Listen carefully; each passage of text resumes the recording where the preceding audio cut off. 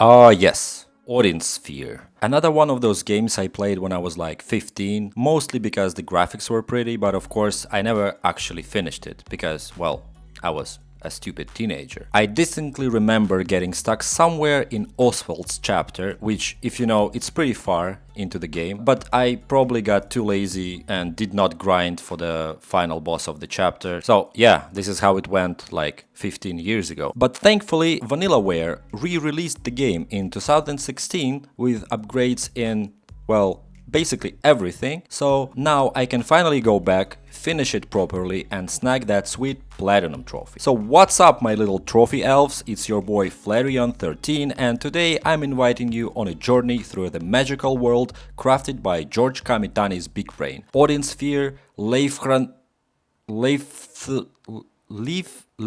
Wait, hold on. What even is this word?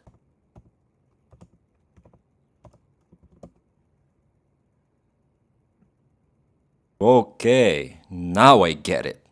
In this gaming land, road to platinum, victory's anthem, grinding through the night, gonna shine so bright.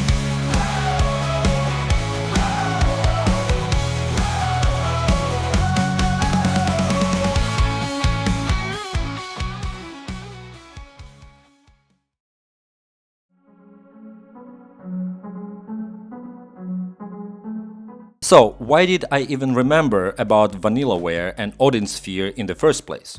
Well, it's simple. I played the demo of a game called Unicorn Overlord, which has this really cool design and is basically Fire Emblem with extra flair, and I love tactical RPGs, so it hit the spot. And I actually streamed the demo, which for some reason got like 400 views, which by the way is more than some of my actual videos. What the fuck? Anyway, while playing, I had this moment where I thought, wait a minute, I've seen this art style before. And then bam, it hit me, Odin Sphere. And naturally, I did a quick lookup and boom, again, turns out Unicorn Overlord is also made by Vanillaware. Honestly, I was ridiculously happy about it. Not only had I completely forgotten about this amazing studio, but I was also kind of convinced they'd gone belly up ages ago.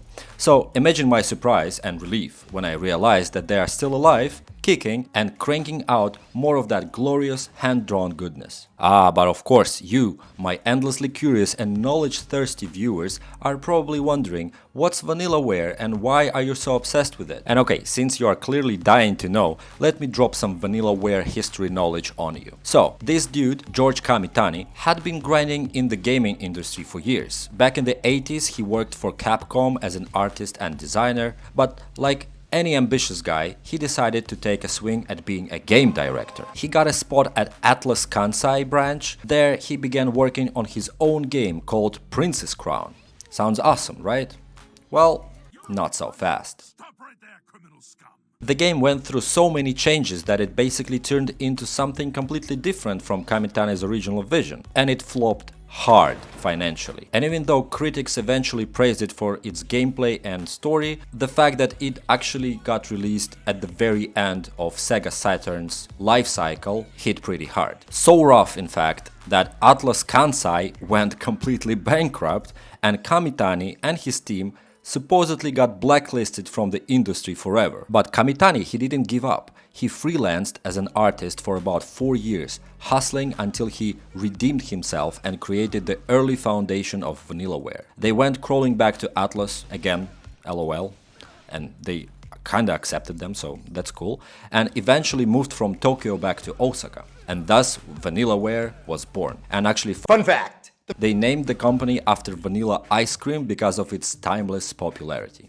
Yeah, that's how deep it gets. And you gotta hand it to George though, this guy went through absolute hell but still managed to keep making the games he wanted. He has this unmistakable vision and art style that makes you go, oh yeah, that's Kamitani's work. So yeah, mad respect to him. So now that you know the wild backstory behind the mastermind of Odin Sphere, Grim Grimoire, Muramasa the Odin Blade, Muramasa the Odin Blade, what the fuck? Muramasa the Demon Blade, Dragon's Crown, and eventually Unicorn Overlord, let's dive into Odin Sphere and find out if all that blood, sweat and industry blacklisting was worth it.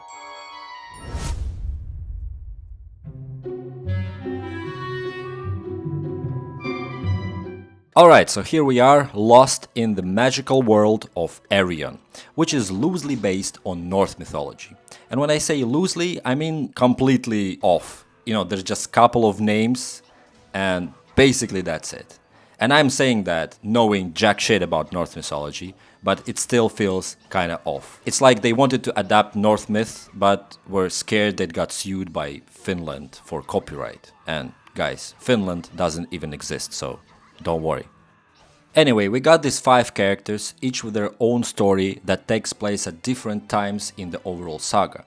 And like any good fantasy epic, the deeper you go, the more you realize that these characters are all interconnected, and every event triggers another in the grand prophecy. It's like, wow, everything is tied together, and it's all leading to a big apocalyptic climax, and oh my god, this is so boring. Look, I'm gonna be straight with you. I skipped most of the dialogue and story events. And yeah, roast me in the comments if you want, but I tried to stay focused. I really did. But every time a cutscene popped up, my brain checked out like a kid with ADHD. I can literally watch the first couple of things and be like, yeah, I know where this is going. Skip, skippity, skip. And I'm not saying the story is trash. Far from it. But it's kind of generic. It's like when I tried watching the X-Files in 2020. I get it. The X-Files was groundbreaking in its day, back in like 1992. People were probably losing their minds thinking this is some next level original stuff. But now,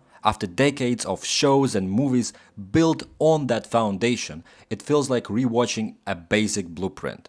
It's not bad, but you've already seen more complex, evolved versions of the same thing. Same vibe with Odin Sphere. It's good fantasy, but it's like early 2000s Tolkien-inspired good, not Game of Thrones Season 1 to 3 good. So instead of dragging you through all the tiny details of the plot, let me do you a favor and sum up the main storyline and character arcs in one sentence each. Trust me, you are not missing much. Erion, a world conveniently encompassing every possible biome for gameplay variability. Odin, or in Japanese voiceover. And again, guys, Finland is not a country, they cannot copyright claim you, so you're good. So anyway, he is a ruler of Ragnanival, and he has like last boss vibes, but he's actually not. Kinda feared by everyone, but gets beaten by like 3 out of 5 characters, including a fairy with a crossbow, so yeah. Valentine, actually a kingdom, but also a guy who made this kingdom, and it's a country that created the cauldron and nuked themselves with it before the start of the story. So, yeah, well played. Cauldron. It's a fantasy nuke. I will call it MacGuffin number 1. Tithrel. A ring of power from Lord of the Rings. No idea what does it do, but everyone wants it. Let's call it MacGuffin number 2. Puka. Rabbit people. And they are actually cursed citizens of Valentine. And low-key, they are kind of trying to break the curse, but to be honest, most of them seems like just busy cooking some fine meals. Gwendolyn, the ultimate daddy look at me character, also falls in love with Oswald. Oswald, edgy, I sold my soul to the Dark Lord guy. Saves Gwendolyn, falls in love with her. Cornelius, a prince who gets cursed and becomes a puka. An example of how it's like to date when you are 5.5. Rockin' stop! Mercedes, obligatory lolly with the oversized weapon. Princess of Fairies. Also in love with Ingwe. Ingwe, he is the brother of Velvet, and he is also the guy who cursed Cornelius, and he's also in love with Mercedes. And he's kinda a bad guy, but he's not really a bad guy, he's just, I don't know what he is. He's not a playable character even, so yeah. Velvet, actually the only character in the game who tries to fix everything and avert apocalypse. But yeah, you know how it goes. We will also touch on the culmination of the story more precisely when we get to it further into the Platinum journey, but for now, let's dive into the gameplay side of things.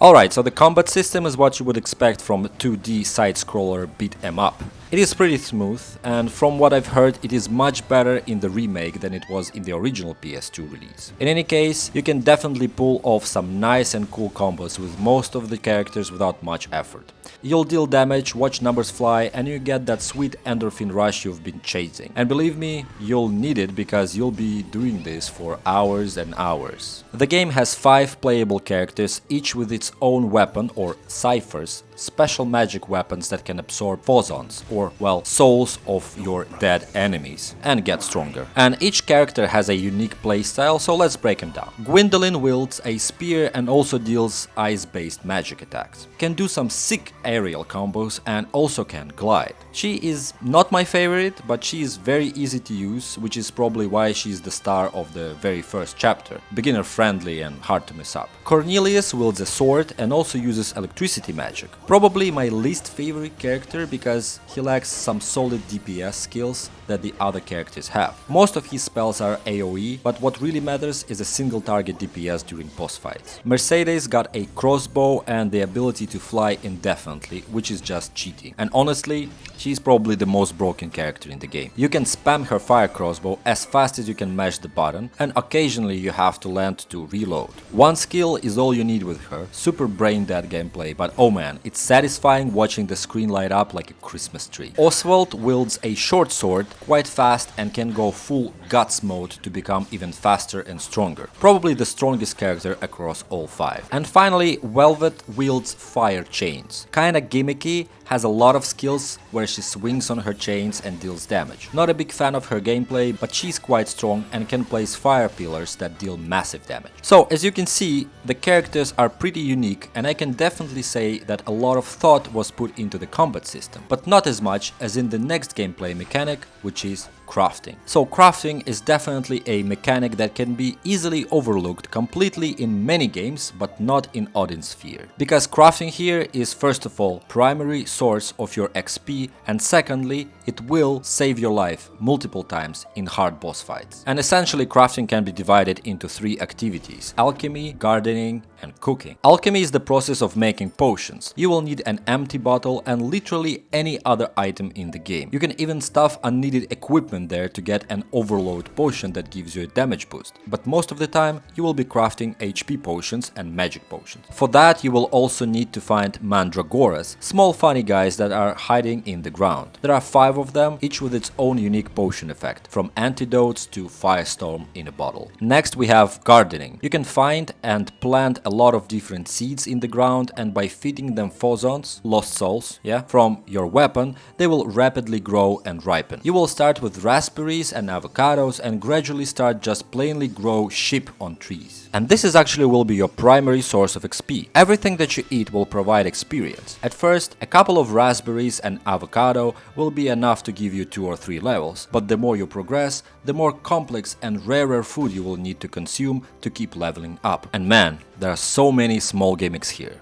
Like, you can hatch an egg into a chick, then you can feed seeds to the chick and it will grow into a chicken. And if you continue feeding seeds to the chicken, it will actually lay more eggs that you can hatch into more chicks and get more chickens. Or my favorite one is when you can combine milk with an empty bottle to get yogurt, and while yogurt is mainly used as a cooking ingredient, you can also drink it before eating to get an XP boost for all the food you eat after that. And there's a lot of cool things like that that makes you love this game. And of course, finally, it wouldn't be a Japanese game if there wasn't like 100 different recipes for dishes you can eat. Everything from butter-basted lobsters to intricate pastry. At some point, you will be able to summon a chef, because of course you can, that will cook for you in the field, or you will be able to visit restaurants between missions. And of course we will need to gather all recipes for the achievement, so woof. And lastly there is weapon upgrading, but let me be real, it's pretty basic. You'll use a couple of core skills for each character and maybe toss in a passive here and there. But yeah, that's pretty much it. And there are also ultimate skills that you can unlock in the end of every character's book. But yeah, they suck. They eat up way too much SP and barely scratch the bosses. But they actually look cool, so they are worth checking out maybe once, just for the flash, and then you can never use them again. So yeah, that's pretty much the gist of the game's mechanics. The gameplay loop seems fun and interesting, and the crafting adds a lot of depth, so let's see if I can stick long enough to grab that sweet platinum trophy. So wish me luck, because we are diving in.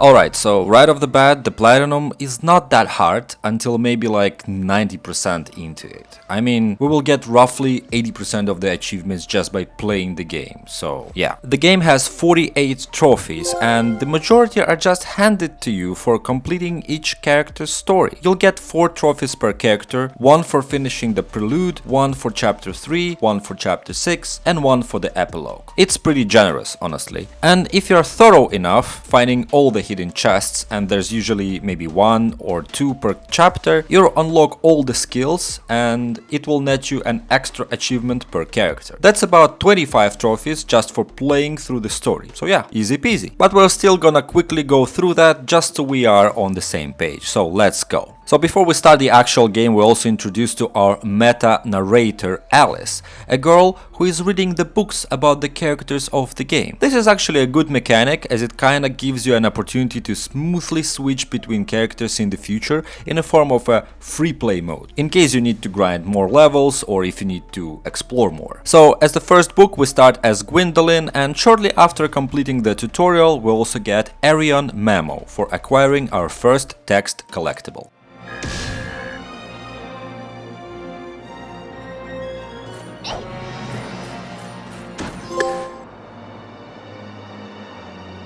And after that I also go through Gwendolyn's prelude and also managed to get 200 chain combos shortly after.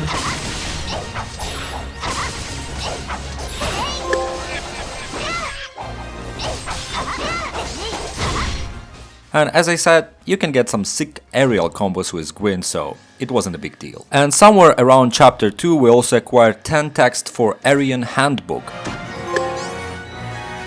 And I also managed to S-rank all battle stages in an area for Area Master. And honestly, it also wasn't all that hard. Just, you know, smack shit like crazy and you'll get the S-rank. We get chapter 3 done, and I also get a few miscellaneous achievements popped up, like getting 1,000 fazans, gathering 30 texts, and also being attacked by Mandragora 5 times. Yeah, these guys fight back. お前はもう死んでいる。 Though usually you get hit by them in the middle of a bigger fight and you don't even notice. Finally, Gwendolyn book is done and we get 3 more achievements. Suffering Heart for chapter 6, Gwendolyn Ending for Gwendolyn Ending, and all Ice Spear skills acquired for, well, acquiring all Ice Spear attacks. Seriously, could they try to come up with more creative names for these achievements? And at this point we more or less acquired all the early game achievements, I mean miscellaneous ones, so the next few chapters will be much faster. So we are moving on to Cornelius, we wrap up his prelude and chapter 3 and also pick up Erion Dictionary for collecting 50 texts along the way. And just like that, Cornelius' book is done as well. We knock out chapter 6, grab his ending and unlock all his skills. It's all pretty straightforward from here. Next up is Mercedes, and honestly I breezed through her prelude, chapter 3, chapter 6 like it's nothing. I mean, come on, just fly around and spam that crossbow. It's easy mode. Also along the way I decided to whip up a maximum grade 9 potion for maximum alchemy achievement. And this is the first and last time I bothered to do this, because even in the end game, when your characters are like level 70 plus, you really don't need level 9 potions. Level 5 or 6 is more than enough to handle most fights. Maybe max attack potions like Firestorm or Blizzard are useful, but honestly, I didn't really try them. So hey, if I'm missing out on some secret OP strats, let me know in the comments, because I'm too lazy to find out by myself at this point. And finally, we complete Mercedes's book along with all her skills for 2 more achievements. And now we are on to Oswald. And while I enjoyed playing as him, no other trophies popped out, so I don't know, maybe I can just write a Tanka verse made up from the trophy names, because I can, okay? Shut up. The black sword glowing, downfall is almost here, a victim's heart and all magic sword skills acquire, red Oswald's ending, well, yeah. And to be honest, the same thing goes with Velvet chapter, but I'm not in the mood for Tanka verses anymore, so I will have AI make all the work for me.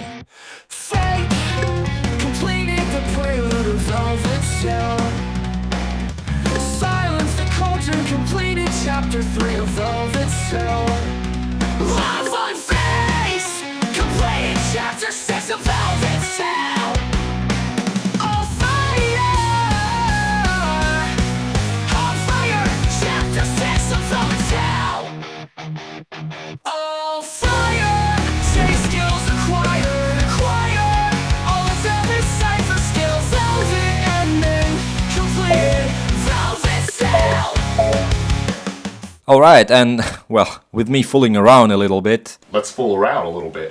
we came to the final chapter of the game. So, from here, all hell breaks loose as the apocalypse unfolds, bringing us to the final book of the game. And let me tell you, this part of the game shakes things up big time. It's basically a boss rush mode, and the twist is that you need to match each boss with one of the playable characters. If you do it right, following the prophecy, you'll unlock the true ending. And if you mess up, well, you'll get the bad ending and you have to do it all over again. Fun. Naturally, well, I tried to do this, but I didn't nail it on my first try.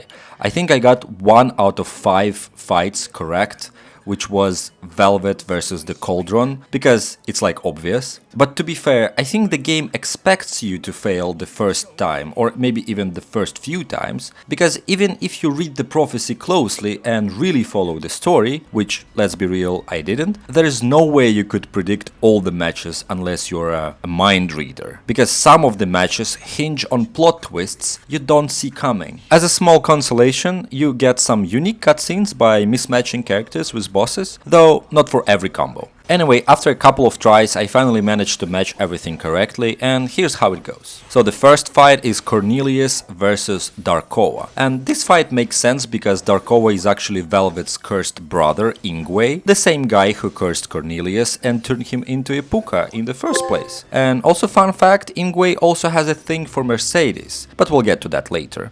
So, after Cornelius wins, Ingwe, in his dying breath, also tells that the cauldron can be used to reverse Armageddon and save the world. Next up, Oswald takes on the Dark King Galen of milk.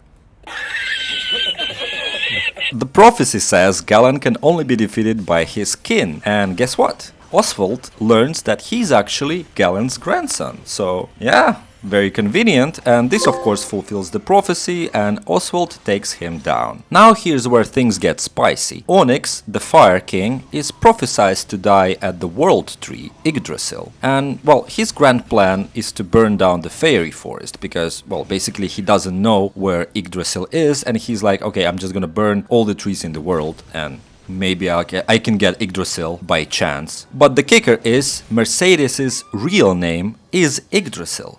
So naturally she takes him out, but she's also mortally wounded in the process. And in the end she literally turns into a tree after death, and that way she kind of like fulfills her own prophecy and the prophecy of King Onyx. Velvet steps up next and she defeats the rampaging cauldron without damaging its core. This allows it to be used to reverse Armageddon, but wait, there's more. King Valentine, Cornelius's insane granddad, comes back to life from the dead to curse the cauldron and summon Leviathan, the dragon that's going to destroy the world. Because, well, of course he does. And finally, we face the big bad dragon as Gwyndolin. Man, the implications of this. Okay. So after battle, Gwyndolin loses her wings and Oswald swoops in literally to save her. With the final battle done, Velvet uses the cauldron to reverse Armageddon and in true poetic fashion turns into a puka. She reunites with Cornelius, while Gwyndolin and Oswald witness the rebirth of the world and essentially become the Leifthrasir, the progenitors of future humanity. The game wraps up with an epilogue that probably takes place like thousands of years later, when humanity has been reborn in a new cycle. We can assume we're playing as Alice's father, the guy who probably wrote all the books that Alice is reading, and we receive a coin from a merchant, unlocking the Curtain Call achievement. Along with that, we get one who inherits life for completing the game, and Armageddon for finishing the last book. Whew! With most of the main game completed, we only have a few achievements left, and I decide to go and do some miscellaneous ones. First of all, we unlock all passive skills for Oswald, learning all abilities unlocked, and I also gather the remaining of missed texts, mostly in the form of food recipes for Erion Encyclopedia. And that brings us to probably the toughest challenge in the game, the Churning Rift.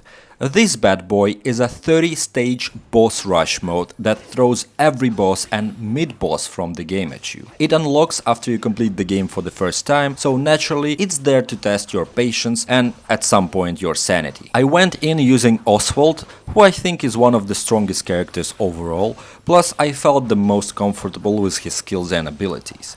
The game recommends you tackle this at around level 50, but by the time I wrapped up the main game and was grinding out the food achievement, I had leveled up to around 70 to 75. Even then, some enemies still hit like a truck, so don't expect me to breathe through this. And honestly, it's not so much hard as it is long. The entire thing is a marathon, and I couldn't do it in one sitting even, so I took a couple of breaks in between, because, you know, it takes like hours, and there's like the 30 stages, and each stage probably can take up to 10 minutes, so it's something like 2, maybe 2.5 hours of non-stop gameplay. But after fighting through the gauntlet and defeating Levanten again, I finally unlocked the Road of Erion achievement.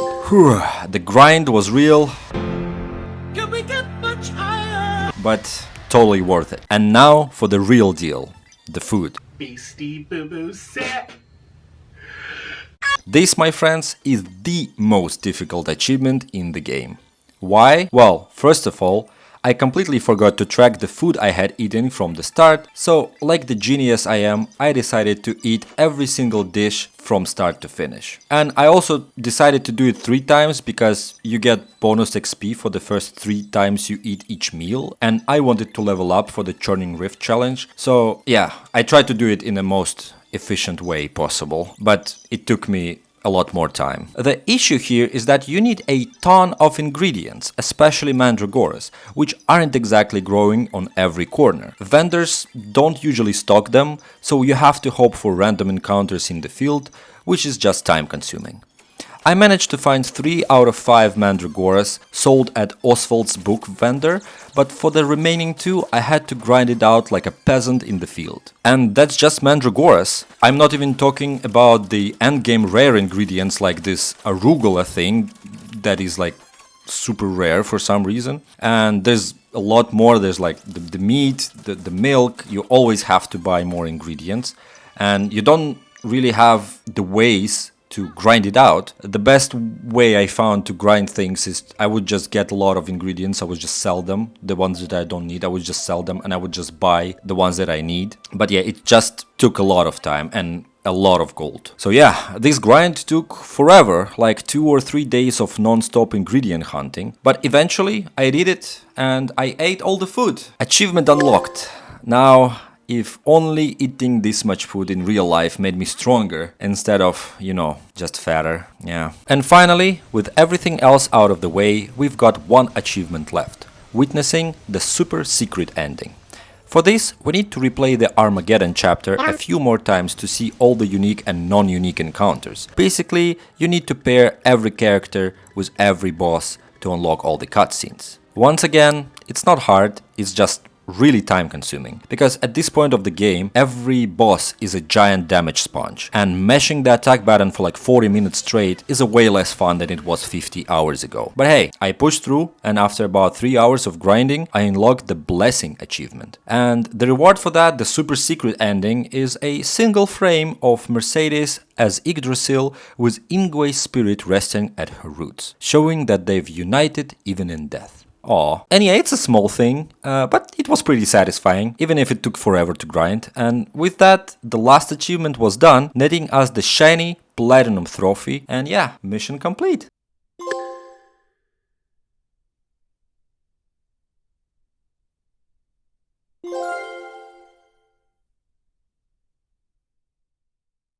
Wow, what a journey, guys. So let me tell you how I really feel about this game after completing everything that can be completed here. So Odin Sphere is a good game with amazing artwork, solid gameplay, and somewhat generic but actually well put storyline. And since this is a pilot for Season 2 of Road to Platinum, I want to try to give a more comprehensive review on each aspect of the game. So the points that I have decided on are story, replayability, enjoyment, and trophy design. And I will rank each of these from 1 to 10, and we also get a nice overall score for the particular game and its trophies. Firstly, story. And as I already said, The story is, well, it's okay. It can be a bit predictable and generic at times, to the point I get bored and skip all the dialogues and cutscenes just to get to the gameplay faster. The final of the story and the ending was pretty good though. Quite epic if you ask me, so my eventual score is 5 out of 10. Next one is replayability, and here just a quick remark. I understand that some games are not really meant to be replayed, lacking open world or free roam and such, so here it would also mean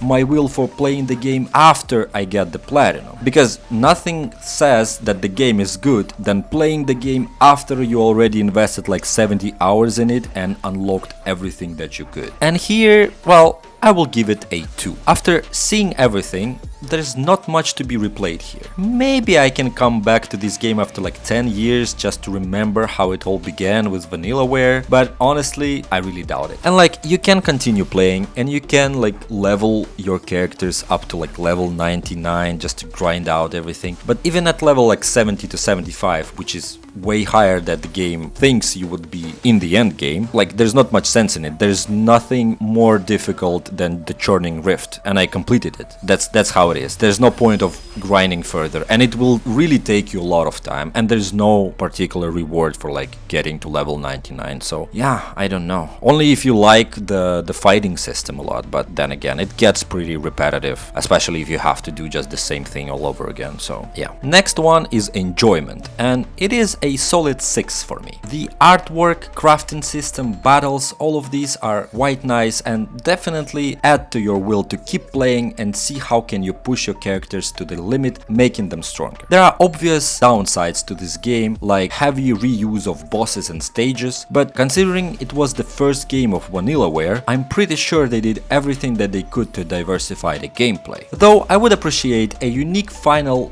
boss for every chapter or something instead of fighting Odin or one of the dragons for the 7th time. And finally, trophy design. And well, it is quite good in my opinion. They undoubtedly went a bit overboard with giving out 4 achievements per character for completing every other chapter of the book, plus 1 achievement for every correct final boss fight, but well, at the same time, it's better to have a bit more achievements than less. Also, and it's a good thing, there are no absurd challenges. Everything is fair, no missable trophies, which also can be a good thing, but also can be a bad thing if you think about it really hard, because sometimes you need to do something extra to get more satisfaction out of the game. But overall, it is a great platinum journey, and I would give it a 7 out of 10. So overall, Odin Sphere Leifthrasir gets a 5 out of 10 from me. And if we look at my ranking platinum trophy chart that I made recently with all the platinum trophies that I achieved so far, it will be right in the middle between the Siberia and Batman Arkham Knight. So yeah, that's pretty much how I feel. That's good. So yeah, 5 out of 10, basically a midpoint. It is not the masterpiece, but it is not a bad game. It is a solid niche game that is definitely worth playing if you're into that kind of genre and visual style. Alright, thank you guys for watching this video, and I hope you liked it. I've been seriously thinking about diving into more Vanillaware games, so if this video gets a decent amount of views and comments, I'll certainly consider jumping into Dragon's Crown or maybe even straight into Unicorn Overlord. So yeah, hit that like button, comment and subscribe if you want to see me tackle those games. Also, don't forget to check out Road to Platinum Season 1 and other videos on this channel for more content. See you guys on the next Platinum journey real soon, and yeah, cheers!